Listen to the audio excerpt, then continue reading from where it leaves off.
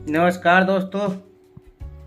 आज एक नई जानकारी के साथ आपके पास आया हूं और ये जानकारी लगभग सबको ही पता होती है, लेकिन अगर इस जानकारी के आधार पर आप रहते हैं तो आपका ही भला होता है और आपके समाज का ही भला होता है। कहना ये था कि हम लोग अपने पड़ोसियों से व्यवहार सही नहीं रखते हैं। अगर उनकी कुछ तरक्की होती है तो देख के जलने लगते हैं। लेकिन आपको एक बात बताना चाहता हूँ कि भले ही आप अपने रिश्तेदारों को थोड़ा कम माने, उनके यहाँ कम जाएं, लेकिन अपने पड़ोसियों के मदद में हमेशा तैयार रहें। उसकी वजह क्या है? अगर कभी आप बीमार पड़ते हैं, आपके घर में कोई नहीं है, तो आपका पड़ोसी ही आपको लेके जाएगा। कोई बात हो जाती है तो आपका पड़ोसी ही आपको देखेगा। भले ही वो आपकी मदद ना करे, वो आपके साथ खड़ा हो जाए, तो उसका भी इम्पैक्ट बहुत अच्छा पड़ता है। और मान लीजिए आपके घर में कोई समस्या हो गई, आग लग गई, तो सबसे पहले आपका पड़ोसी ही आएगा।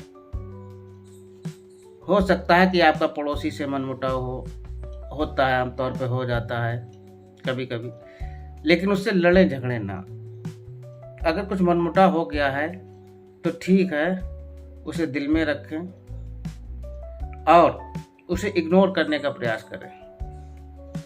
कभी ना कभी आपका पड़ोसी आपके काम आ जाएगा। एक्चुअली कई बार मैंने देखा है, जब मैं छोटा था तो पड़ोसियों से विवाद हो जाता था, लेकिन थोड़ी देर में उनके साथ खेलने लगता था। लेकिन जैसे जैसे उम्र बढ़ती है तो एक ईगो कहीं ना कहीं जनरेट हो जाता है। अगर पड़ोसियों से विवाद हो जाता है, फिर हम लोग उनसे नहीं बोलते हैं। तो मैं ये चाहता हूँ, या ऐसी मेरी सोच है कि अगर पड़ोसी से कोई विवाद हो जाए तो उसे निपटाने का, उसको समझने का प्रयास करें और शांत रहें। इतनी लड़ाई ना बढ़ाएं कि भविष्य में हमें उसकी जरूरत पड़े या उसे मेरी जरूरत पड़े तो हम उसके पास ना जा सकें। और वैसे कभी कोई उसके साथ समस्या आती है तो उसके पास जाएं और उसकी मदद करने का प्रयास करें या उसको समझने का प्रयास करें। मैं एक अपनी घटना बताता हूँ। एक लोग थे हमारे ही गांव के आसपास के, उनसे मेरा विवाह चल रहा था। फिर उनके घर में एक डेथ मृत्यु हुई, मतलब मैं उसमें सहभाग रहा, उनके साथ गया। उसके बाद में क्योंकि मुझे उन्हें पता था मैं LIC का काम करता हूँ, तो उन्होंने जो व्यक्ति खत्म हो गया था उसके कागज़ मुझे दिखाए। दिखाने के बाद में मैंने उनको पूरा एनालाइज किया और उनका 3 से 4 दिन में LIC का पेमेंट करवा दिया। अच्छा खासा पेमेंट हुआ, क्योंकि उन्होंने बीमे करा रखे थे। मुझसे नहीं कराए थे, किसी और से कराए थे। लेकिन मैं फिर भी नाराज़ नहीं हुआ। मैंने ठीक है, कोई बात नहीं, मैं इनका काम करवाऊँगा। और मैंने बगैर कोई 1 रुपये लिए, 1 रुपये नहीं लिया, सिंगल।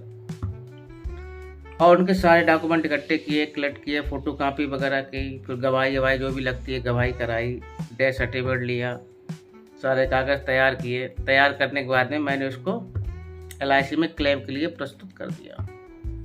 3 से 4 दिन में LIC ने अपना क्लेम बनाया। क्लेम बनाने के बाद में खाते में पैसा पहुँच गया। वो पार्टी बहुत खुश हुई। उसने मुझे बहुत सारे बीमे दिए और दूसरे भी दिलवाए।